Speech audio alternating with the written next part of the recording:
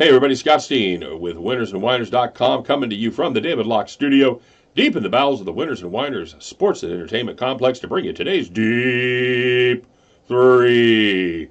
As always, don't forget to like and don't forget to subscribe if you haven't already. Give us that quick subscribe. That way we'll notify you every time one of our videos goes up, and you will be one of the first 3,500 people or so to know all about it. And don't forget to check out our websites as well, winnersandwhiners.com, statsalt.com, kind of the whole reason we do all this. And if you haven't been over there, you should definitely check it out, especially as basketball season gets heated up here as it comes down to the finish in the conference battles and then the conference tournaments and then the big dance. There's no place like it on the internet, and I guarantee you when you check it out, you'll be a fan. Not just sides and totals, but halftime bets, derivatives, and propositions as well. And most importantly, don't forget to let us know what you're playing today. First of all, let me know if you're tailing me, if you're fading me, and most importantly, let us know what you have conjured up there in the big pot as you have you stirred throughout the day, bringing it to a simmer and get ready to chow down on some victorious goodness on a Friday night. And if you hit your picks, of course, you will be richly rewarded with a shout out at the end of our daily videos, and of course, we have those coming today as well. So. Moving on to a quick recap, we went. I don't know what we went. 1-1-1, 1-2, 2-1, something like that. The question comes down to the Gonzaga game. I capped it at 27.5 on the video. By the time the video came out and everybody had a chance to play it, it had pretty much gone to 28, and then it went to 29 throughout the day. So let me know what you guys played it at. Tell me if anybody took it. If anybody was able to get it at 27.5, I doubt it. And let me know what you think. Should I count it as a win? Should I count it as a tie? Count it as a loss? Whatever. It's all up to you. My fate is in your capable hands. And we also we hit the Fort Wayne first half bet. What a weird ass team that is. They were once again up by 5 at halftime, only to lose by double digits. I don't understand it, but I'm not sure we've got quite another Akron on our hands. But that is definitely going to deserve a look-see or probably even a play. The next time Fort Wayne goes into action. And we lost on the Austin P. They won the first half by 5 points. Wasn't quite enough to get us where we needed to be. Most of us probably had it between 7 and 8, depending on when you got down on that bet. So that one did not cover. And and then on the premium side, we went 1-2. Had a lock on the Wright State. Hit the Cincinnati Bearcats, missed on the Cincinnati Bearcats, over 128. They just never one of those teams that really got their offense fired up, played a great defense all the way through. And missed on the Milwaukee Bucks, minus 5.5. Bucks had a lead, 6-8 points most of the game. They just never could put them away. They were 8 points up with about 5 minutes left. And, when you're running good, you're running good. I had a bad feeling at the pit of my stomach, and that's the way it ended up. They let Boston get back in it. Of course, not enough to tie it up, send it to overtime, or actually win, just enough to annoy us and have us miss the spread. So 1-2 we go on the premium side, and on we go to the Friday night picks. Taking a look, first of all, in the NBA as the Utah Jazz travel down to Red Dirt City to take on the Oklahoma City Thunder. The Thunder is 3.5-point favorite, and says here that's a pretty damn good team. They are 11-2 straight up over their last 13 and 10-3 against the number in those same games. And what they've done by that little stretch is they've gone from about a 6 or 7 seed and a tough first-round matchup to putting themselves solidly in the third position. And they're just 2 back of Denver and 4 back of Golden State. So every game counts for the Oklahoma City Thunder. In addition to that, they added Markieff Morris to bolster the inside game. He's questionable for this game with his neck after getting basically whiplashed by LeBron James, but he's been cleared to return to action by the doctor, so if he's not back today, he absolutely should be back for the next game. Utah is fighting their own playoff battle, by the way. They're tied for the 6th spot, but they're just 2 games ahead of the 9th spot, and of course that would be out of the playoffs. So every game counts for both of these teams. You know what? Right here, I'm going to back a surging team that got stronger at the deadline, and they're playing at home. They're 16-11 against the spread in the friendly confines. That's 59%. That's good enough for me. Give me the Oklahoma City Thunder minus 3.5 points.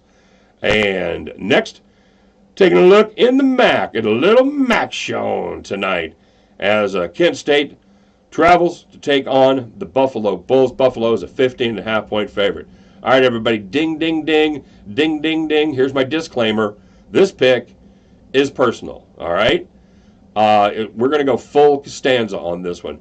If you guys have followed me for a while, you know that the MAC has given us some challenges. Mostly in football, we've ended up doing okay in basketball, but Buffalo has been my personal great white whale.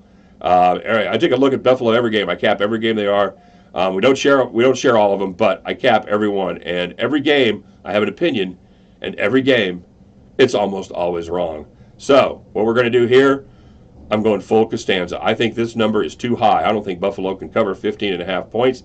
That spread looks out of whack. Kent State is a fine team, and I don't think the Bulls can get over the 15.5. So, of course, full Costanza, everybody. Give me the Buffalo Bulls minus 15.5 to take care of business against the Kent State Golden Flashes, and we'll see how that works out for us. All right, now, and my third pick, I changed out at the last minute. I had one, I put another one in, so it's in my phone. So bear with me. We're looking at Ooey Pooey. We're looking at Ooey Pooey and the over 146.5. The Jaguars have they've averaged 78.6 points in 10 of their last 11 games, and they haven't scored below 73 in any of those contests. And just because you guys are all good cappers, I know you're going to check that data out and see what you think. The one game that they didn't that finished below that total, it was against Wisconsin-Milwaukee. Who are they playing tonight? Wisconsin-Milwaukee. But I think that was an outlier. They lost 64-57 to that game, but they shot a season low, 37.1% from the field. That is indeed an outlier. It will not happen again, especially at home. Give me the Wisconsin-Milwaukee IUPUI over 146.5. Give me the OKC minus 3.5. And, of course, give George Costanza the Buffalo Bulls minus 15.5. And at the end of this contest, you, me, Kramer, Jerry, Elaine, and Crazy Joe Davola. I'm running out of people. Putty, Newman, you know the drill. We're all going to pile in the back of Kramer's John Voight's car, and we're going to all head back to the window. All right, guys, here we go with, excuse me, with shout-outs. All right, allergies are getting a little bit better. Apparently I was allergic to winning, so yeah, that's not good. So we're starting off with Bosky Woski, of course. Bosky Woski, oh, here we go. He played Pepperdine plus 29. There you go, Bosky Woski. Said they barely covered, but I'll take it all day. Yeah, absolutely. You don't get any style points. And the astute Aardvark, I should have known. He was also on my premium pick. The astute Aardvark was on Wright State as well, so he wanted to give a shout-out to Double A for turning him on to Wright State. Kyle Z said he's going to get weird and tail my two weird picks, and that, I guess, were the halftime bets. And he came out 1-1 on that. He had Golden State.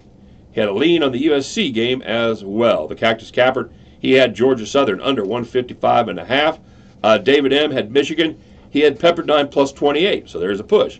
Miguel, he had Pepperdine, didn't say a number. He had Houston. He had Southern Utah, Oregon State, Santa Barbara, and he is going to ride the waves as well with Pepperdine, and we didn't, like I said, didn't get a number there. Borno hit Austin P. He hit the first half Fort Wayne with us, and he had Pepperdine at 28. There's a push. Phil, he liked the picks. He's going to tail. He also put down the Kings plus 12.5 points. Well done there. Hammer and Hank, he had Michigan, St. Mary's, and he had them in a parlay as well. So Hammer and Hank had a good night, and he even wrote, about time the Hammer starts showing some life. So yeah, we give him the staying alive. That's the cardiac. That's the what do you call it? The CPR. Yeah, there you go. That's the we give Hammer and Hank. He's down but not out. He's sitting up like at WrestleMania, like The Undertaker, where he sits up and now he's back, baby. He's going to start kicking ass and taking names. The astute Aardvark, he said he was on Wright State as well. And, of course, he had Pepperdine. I don't have a number on that one. I hope you had it. Hope you had it better in a little 28. She said we only have winners here. That's right. In the shadows, we only have winners. Kent P. He had the Cal Arizona under. G. Cruz.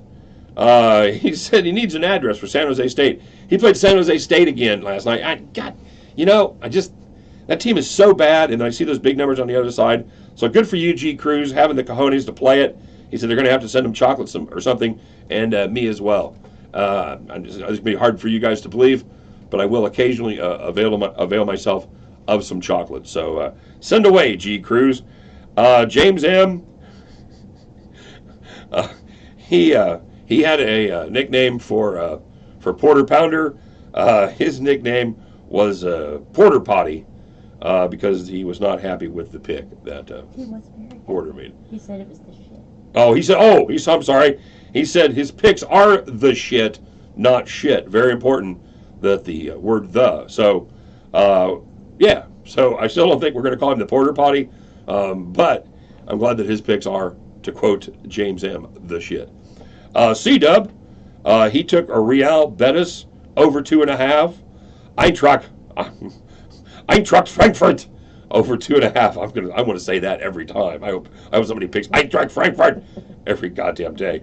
I took Salzburg over 2.5. Over 2.5 as well. A lot of goals being scored in Germany today. Balls were flying in the Deutschland. Phil, he's tailing Frankfurt Shakhtar. He's and the Salzburg over. Of course, Phil knows a good pick when he sees it. And he took the first half under 1.5 in Napoli. Man, that's some good footing right there.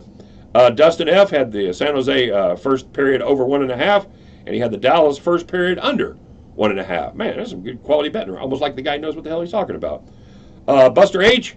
He said both hit, and he parlayed with Dustin F. He appreciates the play. Minnesota plus 10.5. There's a little shout out for Dustin H. Buster also asked, what the hell's up with me having a video about Gonzaga taking both sides?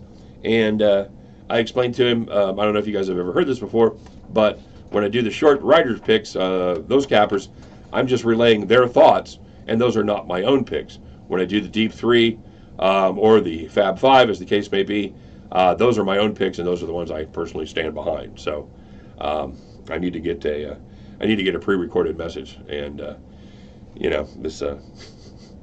I'm just laughing because I was thinking back to the meetings that we had about when I was going to start doing this. I said, won't people get confused? Oh, no. Yes, people are confused all the time. James M., he had USC, Wright State, he had the Cavs, and he suggested, which could be the most important thing I read today, black seed oil for allergies. So I don't. We've actually been looking for that, and I think we got some on the way. So thanks for the tip, James M. I appreciate it. Little mini taco, not big, huge taco, little taco. He had USC, Wright State, USC, Wright State, Cincinnati, and Gonzaga -7. I think Cincinnati covered there. I think they only won by 4. No, it was a teaser. Is the word. So he teased the Bearcats. Ooh, that sounds like a bad strategy. Ooh, just tease the Bearcat and see what happens. The time traveler, Steve. He had the Charleston, William and Mary over. Nice job, Bill and Mary. There's 2 of them, so you know they're going to score a lot. Eric T. had Fort Wayne plus 5.5. He had the first half tail. He had teasers. He had Wright State, Pepperdine, and the Minnesota under. Brent T. Wants to know if I'm getting a head cold or if I've been in the schneef. I don't know what schneef is. But I probably haven't been in it this time. Although, there's a good chance that in my younger days, again, not knowing what it is, but there's a very good chance that I was into the schneef, because that sounds just like the kind of thing that I would be into. Legion of picks. He hit the Bucks first half, and he tailed the Mastodons at the half as well. Cisco had Hartford, the quiet company. Aaron M. He's betting the house and the kids on Wright State. And I guess the question here is, Does he have more kids now since Wright State hit that one? And um, oh, what? How do I not know that? You know, I claim I'm a big Letterkenny fan. I've just been told by my crack staff here that Schneef is from Letterkenny, and now I feel like a real schmo. And yes, now that I know what it is, yes, I was not into the Schneef now, but have Schneefed a bit in the past. And Instinct said, good call on Wright State. That's going out to the astute Aardvark, unless he was I don't know if he's one of our premium players or not, whether he got that tip from me or from the astute Aardvark. And I know I gotta give a shout out to Double A because he played one of my halftime bets he liked, the other one he didn't like, and of course he picked wrong.